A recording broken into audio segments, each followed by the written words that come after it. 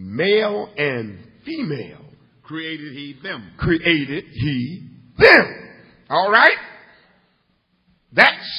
And we're going to read the rest of it. Well, let's read the rest and then I'll come in. And God blessed them. And God blessed them. And God said unto them. And God said unto them. Be fruitful. Be fruitful. And multiply. Multiply. And replenish the earth. And replenish the earth. And subdue it. Subdue it. And have dominion over the fish of the sea. Over the fish of the sea and so on. All right, here it is. He told the first two human beings, be fruitful and multiply. Let's back up just a little.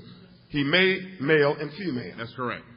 Now, the book says that. He made male and female. And Jesus reaffirmed that in Matthew 19:9. Have right. You not read that he who made them in the beginning made them male and female? What's the implication? Since the explicit thing is God made male and female. Yes, sir. What's the implication? The implication is if you're something else, he didn't make you. Well. Good lesson, preacher. Good lesson. Look out, preacher. That's right. Now you have to infer that. All right. He said to male and female, that now you replenish the earth. In other words, make some more of you. Yes, sir. And it's going to take male and female to make another human being. That's right. What's the implication? Well, the implication is that third party must come from the two parties. Yes, sir. That are married. Yes, sir. Well. Yes, sir. But now then God has two laws along that line. He has a physical law that's going to be followed. And then he has a spiritual law. Yes, sir. The physical law in procreation is that even if you're not married, if you come together sexually and at the right time or maybe the wrong time, conception will still take place. Yes, sir. Children will still be born. Why? Because God has a physical law of procreation. Yes, sir. But that doesn't mean that God condones it. Yes, sir. Marriage is honorable in all, and the bed undefiled, but whoremongers and adulterers God will judge. That's the book. Now, when God said to Adam and Eve, make some more of you, what's the implication? The implication is that their offspring would not have 4 legs. Yes, sir. All right now. Amen. Make some more of you. The implication is whatever comes from the two will be just like them. All right. Male or female. Yes, sir.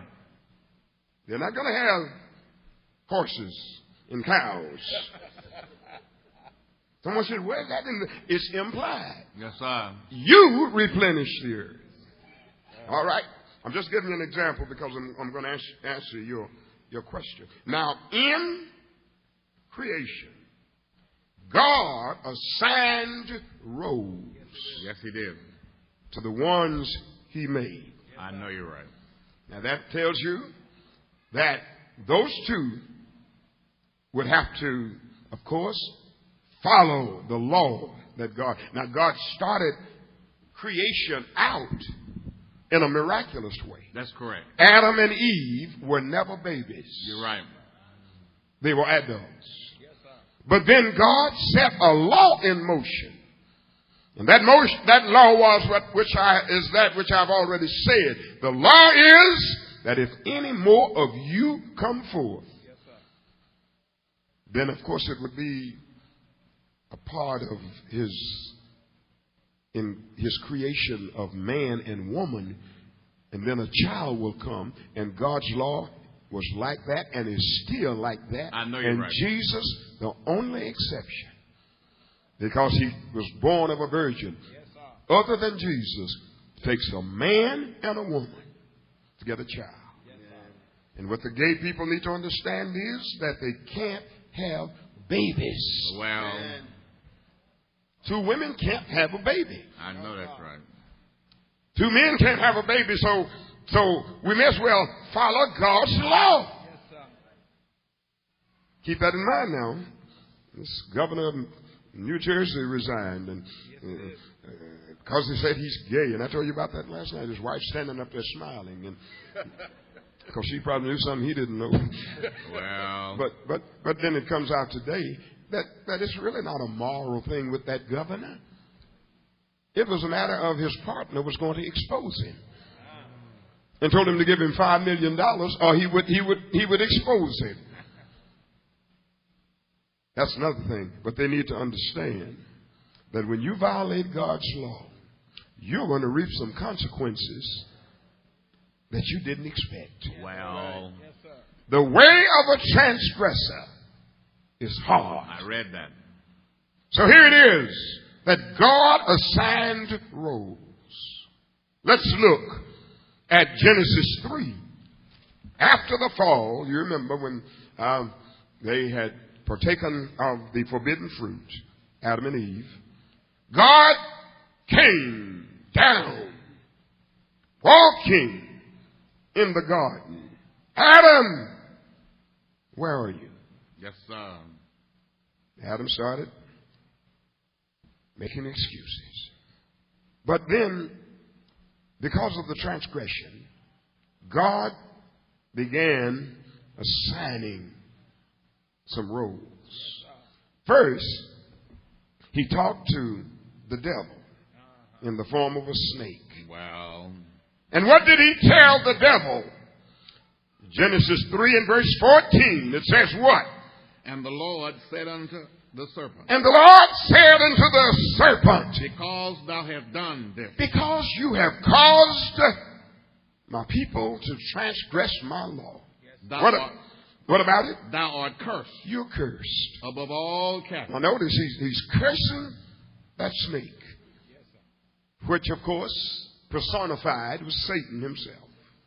He said, you're cursed. Above all cattle. Above all cattle. And above every beast of the field. And above every beast of the field. Upon thy belly. Upon your belly. Shalt thou go. You're going to crawl. And dust thou shalt eat. You're going to eat dust. All the days of thy all life. All the days of your life. And I will put enmity. And now notice, this is 14. Satan, here's your role. You're going to crawl. Have you ever seen a snake walk? Well. I don't care how good the scientists are. And some people ask sometimes when something is very preposterous. I have some friends who ask that. You ask something that's so obvious, and one of my friends will say, does a snake have hips? Well. Have you ever have you seen a snake walk? No. Well. God said you're going to crawl on your belly. Yes, sir. That's how God set it up. And then he told that old snake how Jesus was going to come. That's in verse 15. Yes, and bruise his head. He said, now your seed will bruise his heel. But this seed of the woman is going to put you out of business. Yes, sir. Now that's Satan. That's Satan. Now, look at verse 16.